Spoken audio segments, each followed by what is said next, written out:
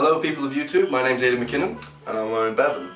And today we're going to be reviewing a, well, I mean it's Christmas time, so we thought we'd do sort of a festive Christmas movie and review that for you guys. I mean, that's what all the movie reviewers are doing, so I mean, we went to HMV, and got a good DVD for you guys, and we're going to review it. It wasn't cheap, first of all. It wasn't cheap. This movie actually cost us, we had to go twos on this, so I mean... This is the sort of film you'd expect to be, you know, yeah, so I mean, a couple quid in a bargain bin in a garage.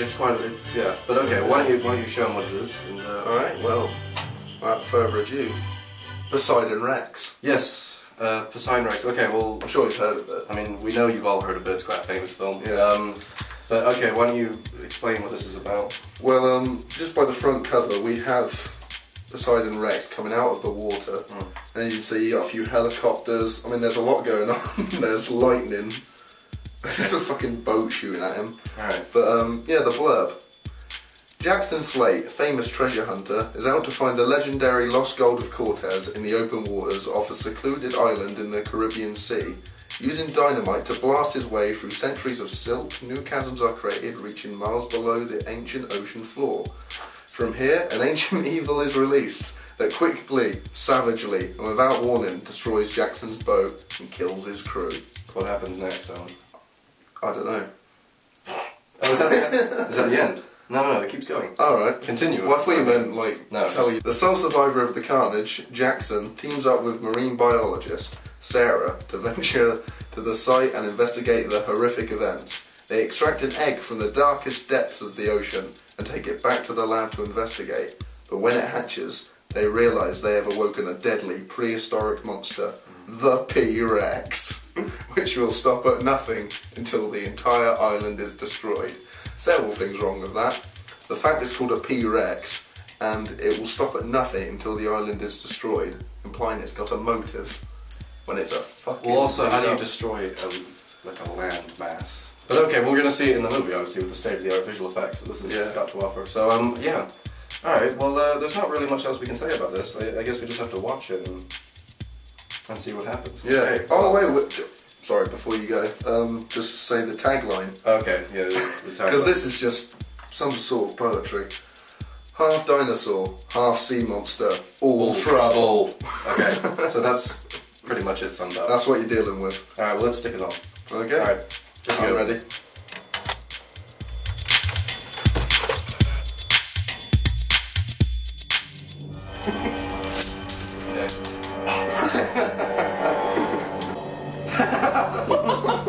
Droughts in the morning.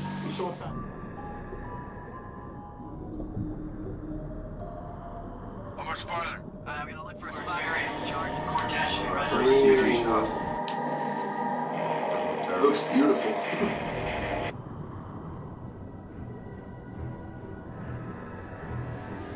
It's hard to gauge the emotional with the facial reactions when you've just got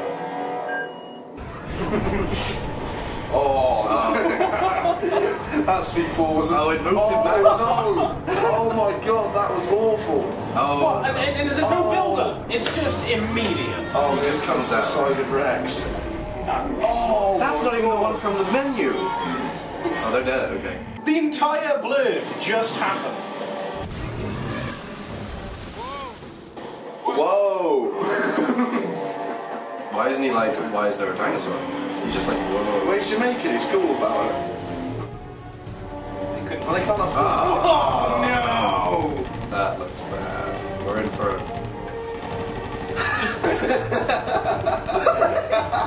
He's so confused. Yeah. We'll add it all in post. Hello, people of YouTube. My name's McKinnon, And I'm Bevan.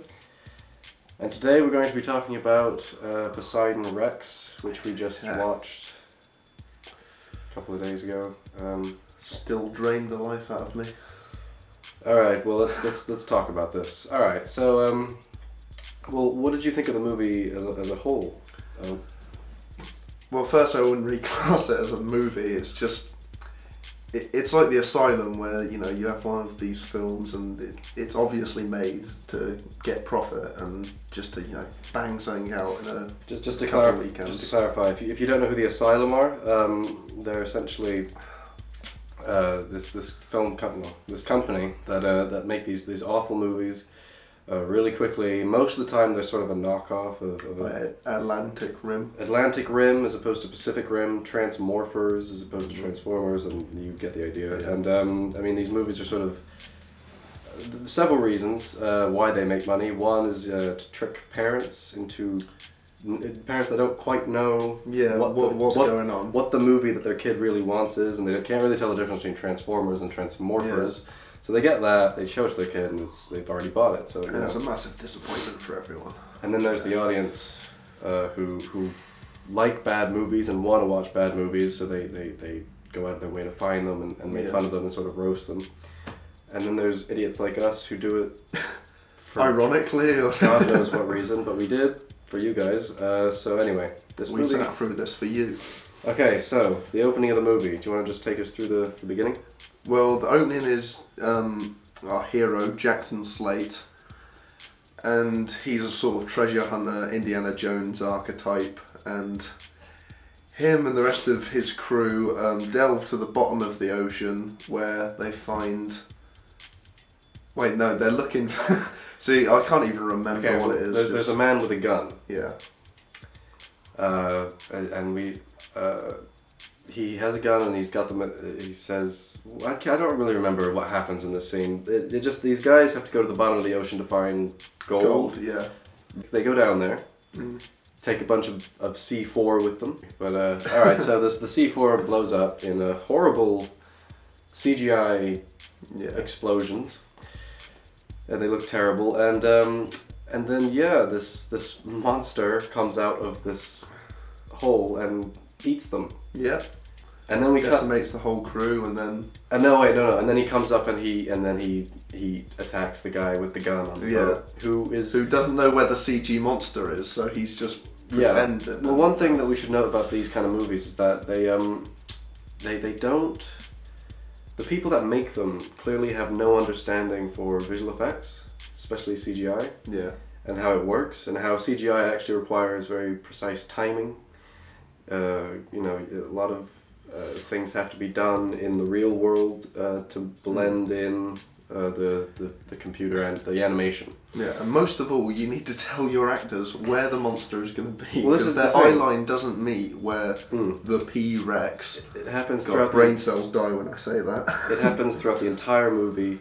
The actors are clearly looking like way too high, or not high enough, or in nowhere near the right direction.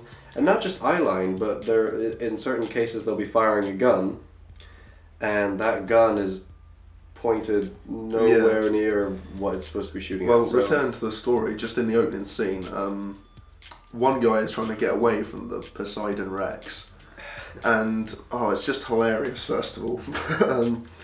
He's shooting, but he's obviously haven't been directed as to where the dinosaur's going to be, so he's just shooting directly in front of him at like a parallel, just really bored, thinking maybe I'll get paid if I just do this and go home. And it's all okay. So we have this action opening, and then just cut to credits with a song that is playing. We need to download this song. I don't know I don't remember what it's called, but it's in the opening credits. It's this sort of fun. Is it samba music? It's like sort of like the whole Caribbean sort of. It's got this really nice kind of beat to it.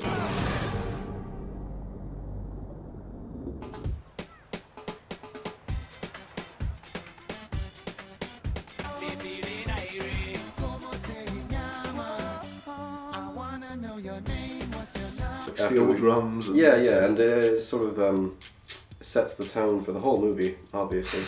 And it's used a good 4 times because it's the only song they could get the copyright to. Yeah, so they over and over it turns out. Whenever music plays in the movie, a song it plays in the movie that's diegetic. Even when it's not appropriate, it's just chucked in because sometimes they turn up the music and it's the same. Yeah. Oh my God, it was close.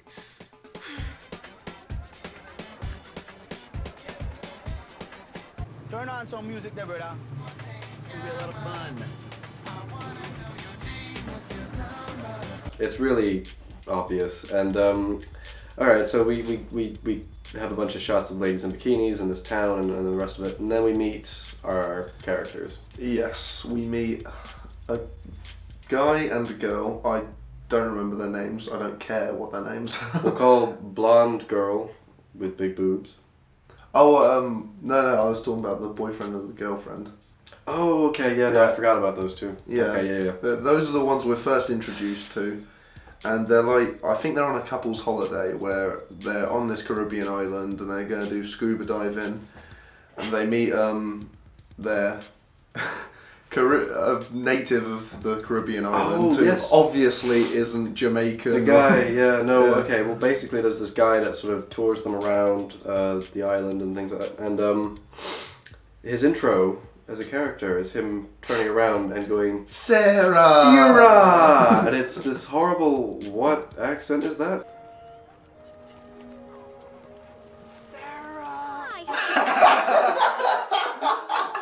Who is this guy? And it didn't take me very long to realise that it was like, I don't think that's well, it's an American doing the accent. I think it's an American trying to do a Caribbean accent, and Now the ride to the reef is about an hour from here, so I suggest you just relax and enjoy the ride. We were given the proof when we looked up the trailer for Jurassic Attack, okay, in which he does speak in his real accent. Well, speaking of Jurassic Attack, this is one thing that's interesting about this movie. A couple of months ago, I put a trailer up on Facebook for a film called Jurassic Attack, which was, from a production value standpoint, was even worse than this.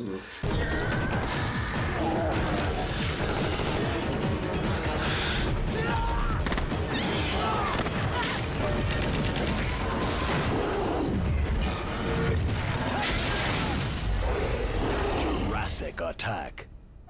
It's not true. That's impossible! But no, it says on the back, this came out this year, 2013, and it says copyright 2013 Jurassic Attack, LLC, all rights reserved. Now, we still don't entirely know why Jurassic Attack's copyright is on the back, but I have the theory that the dinosaur on the front cover, which by the way doesn't feature in the film once, that is not, that's obviously a front cover that's been designed by a separate company to, reel people in. No, this never happens. There's never helicopters in the movie. That dinosaur doesn't feature. No, nor does anything of that scale. Yeah. Like, that's just his head, isn't it? And so we're thinking that maybe that dinosaur that's been featured on the cover is in fact like something that's been photoshopped out of Jurassic Attack. Or there's some sort of aspect of Jurassic Attack which is present, and I mean, there's certainly there's certainly connections dotted here and there. Yeah, well, it's a lot of the same actors, so same actors, and yeah.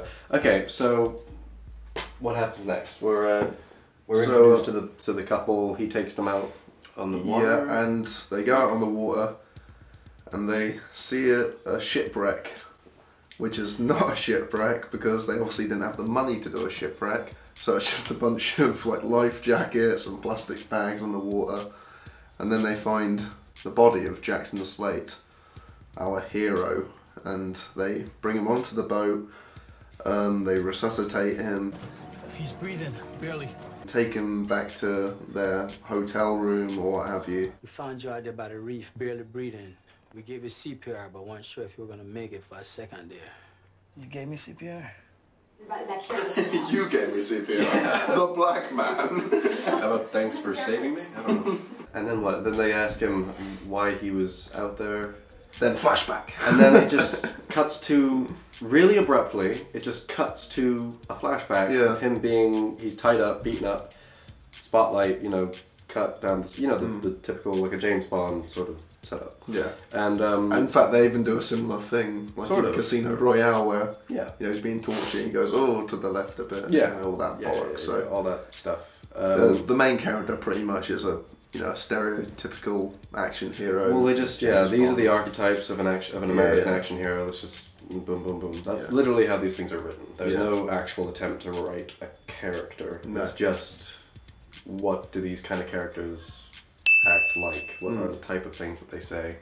Just shove it all in, and again, we'll make our money and move on to the next one. Yeah. Abrupt flashback. He's being beaten up, and we find out that it's not Mayan gold that they're looking for. It's Spanish gold, which makes them all laugh hysterically for no reason.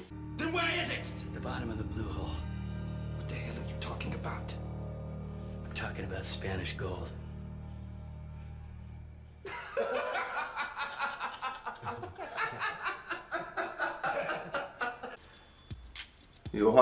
Spanish gold? What? You're crazy.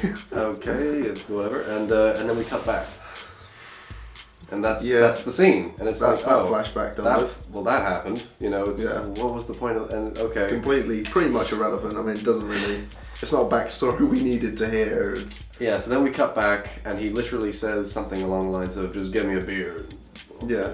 He drinks a lot during this film, doesn't he? I'll tell you. Give me a beer and let's go outside. And then it cuts to them outside, and they know everything, and they're about to go get it. It's like, whoa! For a film that struggled to meet its running time, you certainly chopped a lot of scenes out. They cut to, I'll tell you about it over a beer, to then they're at the dock, packing the boat, going to go get the gold. We have the boyfriend who's getting on the boat, and she's going, oh, haven't you heard, there's gangsters after him, danger. Yeah. And he does the whole, hey, chill out, babe, why don't we have some adventure on our holiday? And she pretty much tells her to fuck off in a really... so she goes and stays on the island, and they all go off into the waters to retrieve the gold. And then what happens? Okay, alright, then they go... I don't know. Then they go... It's just mind-numbing, isn't it? They go to get the gold. We go under the water with our blonde marine biologist, who's played by an ex-model, and the director seems to, in every shot, just focus on this area. Yeah. The frame will start off focusing on the, should we call it the breastal region? Okay. It's not flattering in the crotchal region. And then we'll pan out to reveal the face, because obviously when you have a woman lead, apparently the breasts are more important. So you start there. That's how you open a character, Owen. Oh yeah, of course, because she's a marine biologist, but remember, that doesn't matter. She's still a woman. I think Michael Bay actually goes around the country teaching people this technique.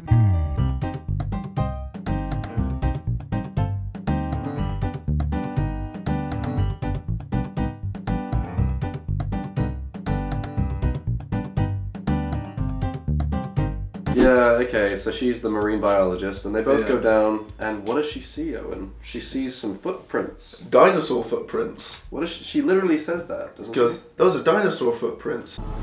See that? These are dinosaur footprints, I think.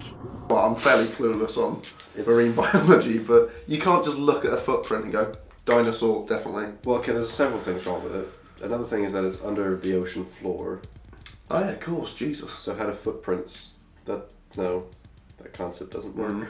And also dinosaurs are extinct and have been for several decades. Well, I wouldn't mind the line as long as she went, those look like dinosaur footprints, and then someone reported off of it going, but dinosaurs are extinct. It's just, and then dinosaurs.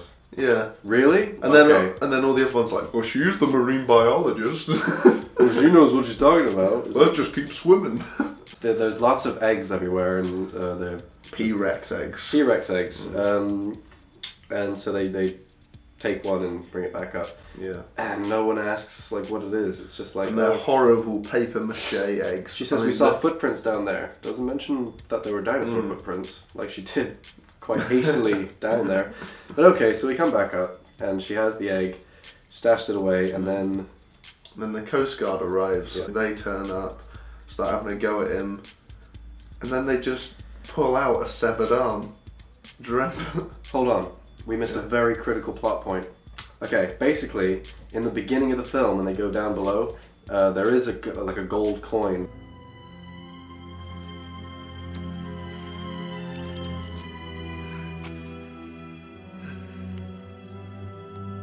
He takes it and slips it under his sleeve. Slips it under his sleeve, and then when he gets knocked out or whatever, and they find him earlier on, they just go rummaging through his sleeve, as you do, and pulled it out. Yeah. And nicked then the coin. And then they were like, "How do you explain this?" And that's how they interrogated him when he was in the bed. Yeah. We missed that part. But then when the Coast Guard show up, as always, the editing in this movie is atrocious. They just cut to they're on the boat and they're interrogating them. Yeah. And then the Coast Guard just goes, "How do you explain this?" And he pulls out the gold coin as if he's had it the entire time. It's ridiculous, isn't it? We never see him like find it. We never see a transaction. He just has it in the next Very cut. minor character as well. It's not like, you know.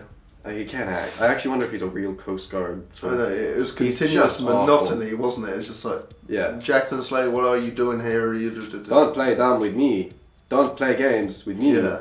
I am the Coast Guard, for real. For realsies. I'm not, you know, Joe the bartender from the strip club down the road.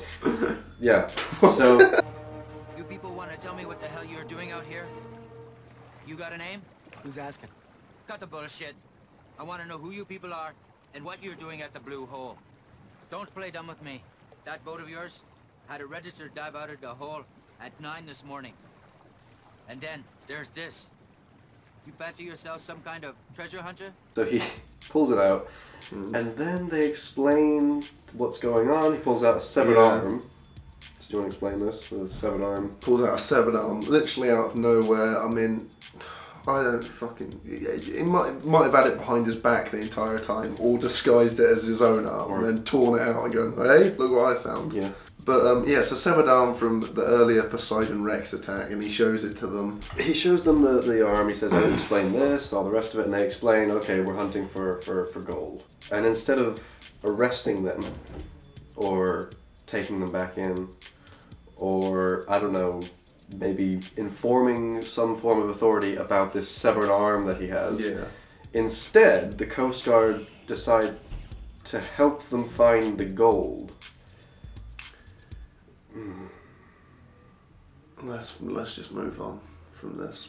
They go back to land, and the marine biologist and Jackson Slate go into their the marine biologist lab, and they begin to investigate the egg.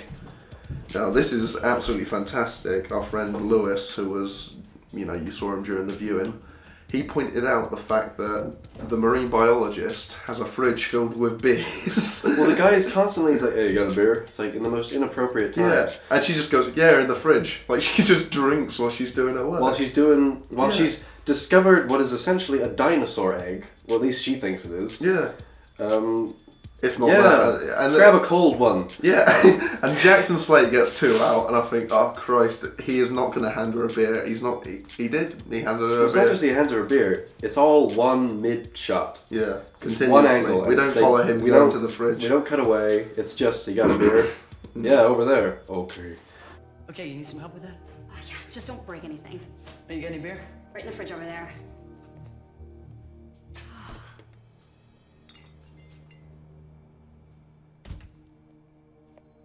Here you go. And he And then walks the out, sound guy hands him a beer. walks out of the frame for a good 10 seconds while she's awkwardly doing science stuff on the desk. And he comes back with 2 beers. And I think Lewis made the point that that's how the product placement. That's on him. Thanks. It's your beer. I love how they kept it all in one shot. That's how they funded this movie. There's this bad guy who's after the gold. He really wants his gold. Yeah. Loves his gold. Will not shut up That's shut the up only about his fucking gold. line he has. Where's the gold? Where is my gold? You saw that gold. Tell me where the gold is. Where is my gold? And so he shows up, even though he has no idea who this marine biologist is, but he knows where that laboratory is for some reason. Well, maybe he's been trailing Jackson Slate. We don't know. We don't know. We're just supposed to assume. Oh, quite we a lot should of know. things. Well, they But should we show don't. some of it. It just goes from him saying, "I'm going to kill him myself," to then he shows up in the laboratory. Yeah. But before they storm in, they've opened the egg and it's hatched and it's jumping all over the place, and this is a terrible, awkward CGI sequence ensues. Yeah. Although there are 1 or 2 shots in that scene that looked okay. Well, I remember when it came out. there was like one shot and I went, oh, okay, that's There's one shot where it okay. looked relatively like it fit. Yeah. It didn't match in terms of the lighting. It still looked like CGI. Yeah, but the obviously. physics still But worked. the physics were were that it was timed correctly. It looked, Yeah. and then it just fell apart again. Yeah. And it jumped off the table and Well, it jumps off the table. Yeah. Jackson Slate goes, "Where is it?" Where is and then it? it cuts to him just blatantly in the corner, right there, right in front of you. him. It's like, where did it go? I mean, Where's the Jackson dinosaur? Slate needs some fucking contact lenses if you can. Well, also, it's like it's still making noise. Where is it? Where'd it go? I don't know. Do you see it? Jax, look at the corner by the file cabinet. Where?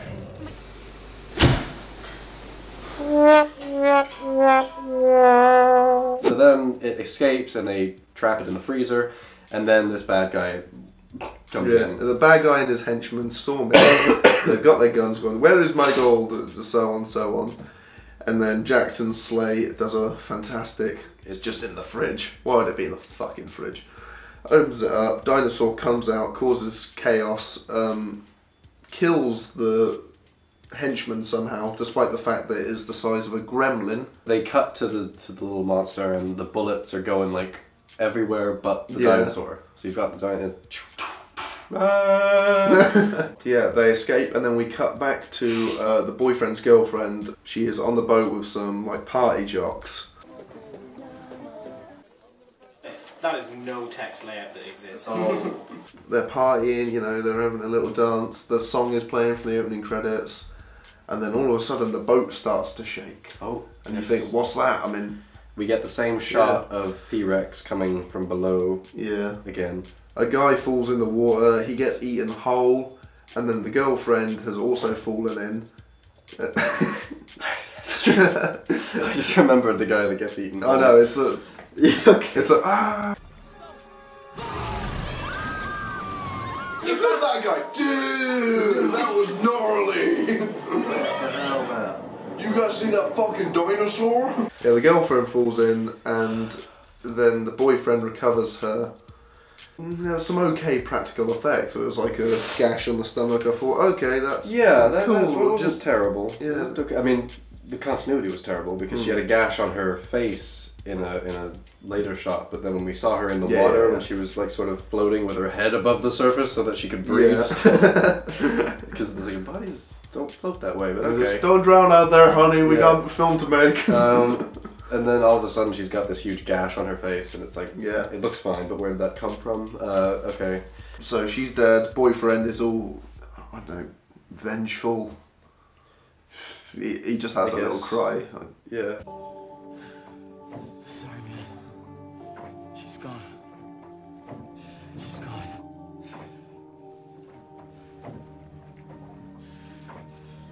It's probably worth mentioning before we continue with the plot.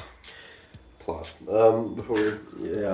this entire movie, if you look at the footage of us watching it, I constantly refer to it as if it was shot on a DSLR, which are these cameras, right? Which are great cameras for up and coming filmmakers. They have great large sensors, and if you know what you're doing in post, you can make a really good looking movie for not a lot of money.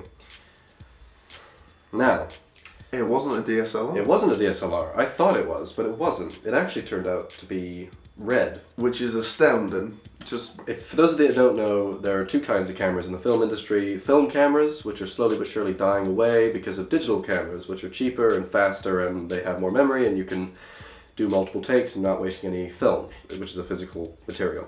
Red is top of the line, top of the range digital cameras. The Hobbit is shot on Red, Flight, Oz the Great and Powerful, Oblivion with Tom Cruise, just to name a few. They cost about 20 grand. They're top of the range stuff. But like any digital camera, if you don't know what you're doing in post, it's just going to look like digital. You have to do things to it to make it look good, whereas film just looks good off the bat. And they not only didn't know what they were doing, they knew so little what they were doing that I thought it was sort of like a Canon, or like a really consumer camera. They haven't altered the images in the slightest. No, there's no like color correction. They haven't done any post. It's just raw footage that's just been slapped together. And that's another reason why the CGI looks so terrible. Is because they haven't made an effort to make the lighting match. Or the texturing or anything. Nothing. It's just slapped on. It's just comped into the frame. Move on, and it just looks awful. But I mean. Who would have thought though? I mean, mental, isn't it? It is. But, yeah, returning to the story now. Okay. They try and take on Poseidon Rex, and they fail, obviously, because they've just got a few guns. Guns didn't work before, but they thought, maybe this time. So they try and get away from the dinosaur. Jackson's sleigh distracts it. Then they all get away. They're in a car, dinosaur chases them, car breaks down. It chases them down this river. Oh, now, yeah, of course, yeah. Now, what's funny about this sequence is that they're running away from it, and then we have shots where the camera's in front of them, following them, and tracking them, and it's very apparent that they're turning around, looking at what I'm sure the director said, this is where it's going to be, keep looking there, roughly. Yeah. Obviously, he just said, just look up, because there's no eye line, they're all looking at different places. But the thing is, they didn't put the dinosaur in the frame. So they're looking at nothing and running away from nothing. Well, they're constantly saying, it's gaining on us, run! It's lines are it's horribly clunky. But then there's one shot in particular where it's like, they clearly left this big space in the left side of the frame to put the dinosaur there. But didn't bother. And didn't put it there. So she's looking up and running away, and it's clear that it's supposed to be in this huge gap. Empty space. It's not there. And then it just comes around the corner as if it's been somewhere else. It's like, well, what were you running from then? It's absurd. Yeah, they escape, and then they go to the military base, where it's abandoned, yet it's full of dangerous weapons, like grenade launchers and bazookas. Anything you could ask for. Just the public can quite easily waltz in and get a gun. Yeah. And well, more than a gun. Yeah, fucking dangerous explosives that say U.S. military on them. Yeah, no, that's how it works. Yeah, the boyfriend goes to sleep, and Jackson and the marine biologist step outside, and they just start making out, and it's not like a passionate sort of movie kiss. No. Where it's like, horribly awkward. I think you described it as being like a porn kiss. Yeah, and it was really awkward and sort of like. Yeah, the fact that there wasn't an established romance there either. It was just out of the blue. Cuts to them morning after or post-coital with their shirts still on. So clearly it was like, fully dressed. That's the sex scene done. Now just change positions and it's afterwards. Don't people take off their shirts during sex? I mean, I understand keeping her bra on. What you say? What'd you say? I said you shouldn't, you hairy fuck.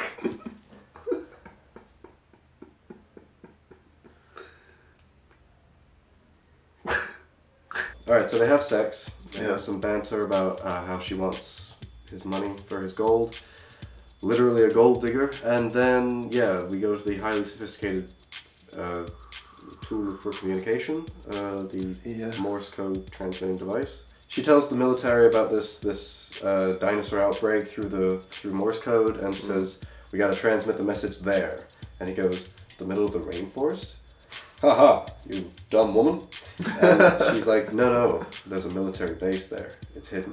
And he says, well, how do you know it's there? Oh, plot. Backstory, maybe she was a military. No, it's just, trust me, it's there. Okay. Alright, take your word then. So then we cut to this military base. Yeah. And it's this horrible little set where they're just looking at screens where they can somehow see some 3D animated version of the dinosaur.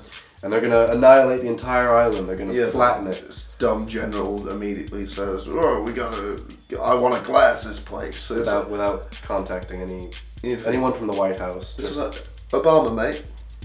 Yeah, dinosaur. Can I just blow it up? Should I probably wipe out this entire population? Yeah. Go for it. Yeah, you're sure there's a dinosaur? Yeah, I'm pretty sure. Because we have computer screens that look high tech. So, 90% sure. Yeah. Cheers, mate. I can't let that thing get off the island. So, at the military base, we get some wonderful stock footage of real military bases where it's horribly grainy and it doesn't match the Well, they used one from what I think was the 70s. It just looked horrible. There's one that's horribly jumpy, and then they set out these fighter jets to come and take out this monster. And so then they decide, we got to get out of here, get into the plane, because there's a plane waiting in this air locker at this military base. The dinosaur shows up. Yeah. It's back. Okay. And he says, you guys got to get off this island. I'll get in the plane. So yeah, he's flying around the monster, Poseidon Rex, and meanwhile the other two, the marine biologist and the boyfriend, are on a boat. And that's right, they're on a boat and they have like a rocket launcher. Yeah. And they're going to take out the monster themselves, even though they were just told to escape. Mm. It's really all over the place. So they go there, the boyfriend dies to some hilarious manner or another, I can't exactly remember. The marine biologist is left to take out Poseidon Rex solo, so she starts shooting at it, and all of a sudden the bullets work. Yeah, this thing's been shot at literally the entire movie with guns. There's an entire sequence where they have like a harpoon, and when they fire the harpoon, it just stabs it. It goes back into the water. And they all start celebrating. They all start celebrating like, yay, we killed it!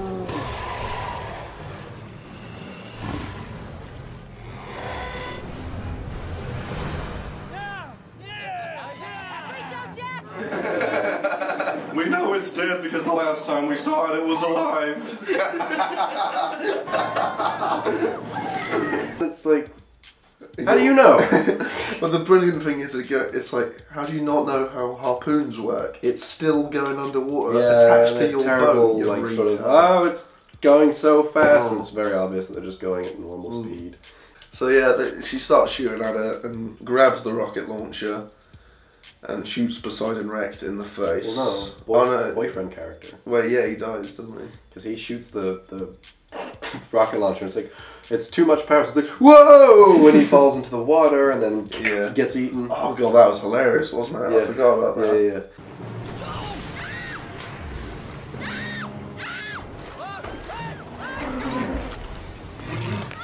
Blonde silicon woman is left on the boat by herself. She picks up the rocket launcher and she kills it. And the worst CG shot in the entire movie, where they just chunks. Oh my god! Did you see those pieces? Yeah. Oh. It literally looks like just little pixels that have been, that their movement has been determined by like a mouse cursor. Yeah. That's the path of where that's gonna fall, and it's just awkwardly falls into the water, and it's like, yeah, it's dead, yay! And it's like, oh, but what about the eggs?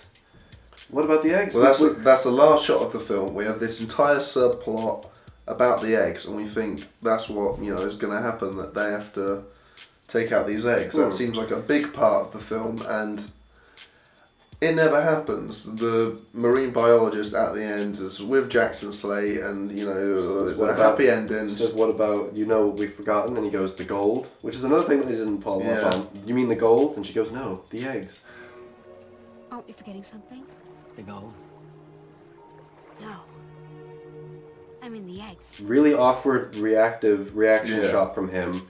Takes her under his arm, they walk past the camera, and then we're like, no, it can't end here. We're only at 1:10. This is an 89 minutes running time, it says on the back of the box. Yeah. And so and then we get a nice CG shot. Okay, it keeps going. Okay. And something comes out of the eggs, right? Or baby P-Rex. Baby P-Rex jumps the lens.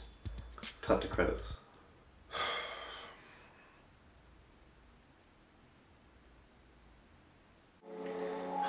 What? What just happened? They gotta go after the eggs, or are they going after it, or what? Don't end it here. Don't end it here. This looks like a final shot to me. Okay, thank God. No, this is... The credits better not start rolling after this scene. Oh, it's gonna... It's so... But it's not the same thing! That's the end. No! That's the end. No! Fuck you! Fuck you! What about the egg? It came towards the lens! I mean, this movie is just filled with lies. And the most baffling of them all is the start menu. When we put in the DVD on the start menu. Yeah. Now, the start menu is a completely different monster. Not even slightly reminiscent of the one in the film. It doesn't or the look one like on the cover. It looks like an original monster. Like Yeah. it's something that was designed.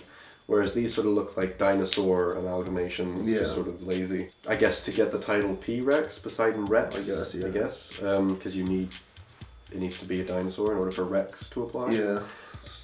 So they have this design on the menu, which is almost like a reptilian Yeah, well, it's a sort of like a snake dragon thing. Yeah, it's something entirely original and different. Yeah. Which would have been better, actually. I would have rather seen, even if it looked crappy, I would have rather seen that. Yeah. Alright, let's look at this monster on the menu. That never happened. That never happened. That would have been interesting. Nor do we ever see the monster come and eat people on the beach, like it's implied. What the fuck? Everything about this movie is a lie. Alright, well let's talk about the movie in general then. It's a pile of shit. Would you recommend it to people? Seriously, this is a film that, if given the choice on whether that I could be punched in the face, like quite hard, or watch the film, I would choose being punched in the face. Honestly, rewind time, you go, oh, and you can either waste an hour 10 of your life, or I can brutally damage your face. Yes. Which of course is beautiful, so I wouldn't want to do that. No. This is the thing is with these movies, is Asylum Pictures, and what's this one? Titan Global Entertainment. Yeah. They're made by people who want to make money. Businessmen who have figured out a gap in the market for B-movies. Well, this is D movies. Really, really crappy stuff that people will watch with the intention of watching a bad movie. Yeah. As opposed to a film that is trying to do something serious and fails, and it's funny for that reason. Yeah. Well, this is something else. There's no craft put into them. The people make it. I'm pretty sure that the people who make the films, who direct them, have learned how to direct movies like the way we did, just by watching movies and sort of piecing it together and figuring out how things work. Yeah. It's not that hard to do if you watch enough movies and are interested enough. And I think that was how they learned. Except they probably learned without wanting to. It was just they had to in order to make the movie. Yeah. So no real craft was put in. There's no creativity. It's just coverage. So it's this shameless sort of and the thing is, they found I mean, it is fascinating with the marketing, because on YouTube these things rack up millions of views because people... Well, the internet has a big part to play. Yeah, because people go, what the fuck? What's Jurassic Attack? Well, they watch it, they watch it and they laugh at it and they go, what a pile of shit. And then before you know it, there's that little seed of curiosity going, wow, I wonder how shit this really is. And before you know it, you've snagged someone in with the intention of watching it to find out how terrible the film is. Yeah. Well, Sharknado, I think, actually got theatrically released because there was that much hype for it. That some areas in America, it got cinematically released, and you know, people went along to go see it. Jesus. With the intention of knowing that it's a bad film. But again, I don't really find much point in going to see a film that's intentionally made bad. Yeah. Like The Room is apparently intentionally. No. I did not hit her. It's not true. It's bullshit. I did not hit her. I did not. Oh, hi, Mark. Oh, hey, Johnny, what's up? I have a problem with Lisa. She said that I hit her. What? Well, did you? No, it's not true. Don't even ask. What's new with you? That movie is trying to do something serious, and you can tell very obviously that Tommy Wiseau thinks that it's this grand movie, and you laugh at his failure. Yeah. Cynical, but it's fun, and whereas this is just sort of shameless. Anything that has to do with filmmaking isn't in these things. It's something else. It's all to get money. Yeah. So no, I don't think a kid would even enjoy it if it was like, you know, all bright colours, and because not enough action happens for a kid. I think you'd be insulting a kid's intelligence to say that they would enjoy this. Yeah. Because it really fails on all counts. What makes you say that? On a technical level, it fails, which is sort of unforgivable because, as we said earlier, they have red cameras. Yeah. They could have made it look good and just didn't bother. Yeah. Or didn't know how to, which is even worse. Wait, they must have known how to. I think that's just laziness. Color grading is one of the okay. Yeah. And directing, awful. Writing, non-existent. Acting, just planks of chalk. Story, there's no progression. Nothing leads to the next. It's just a series of scenes cut together awkwardly. It's incoherent. It's. We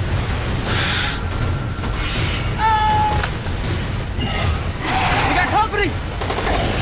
I can't let that thing get off the island.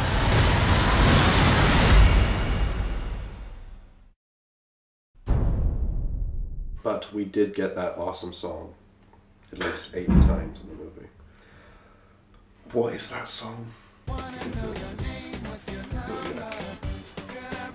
You can see why they played it so much. It's amazing. It's pretty groovy. Oh yeah.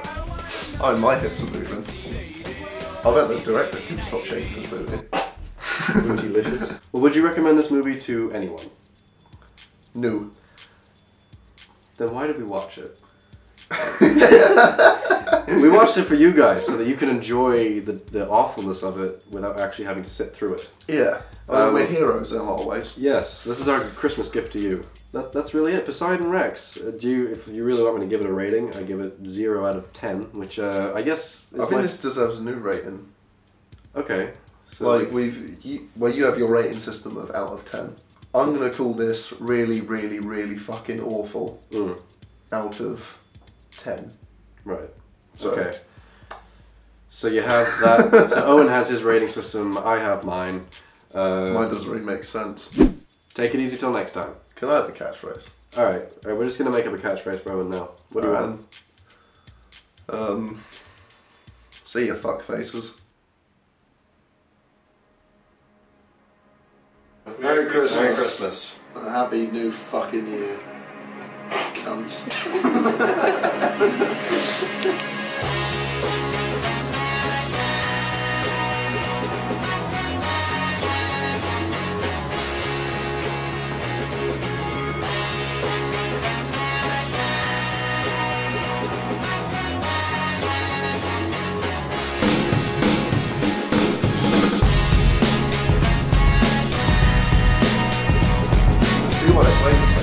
It's pretty groovy. Oh yeah.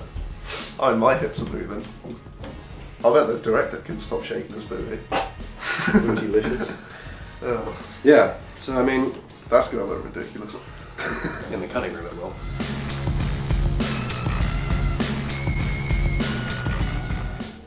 Just don't break anything.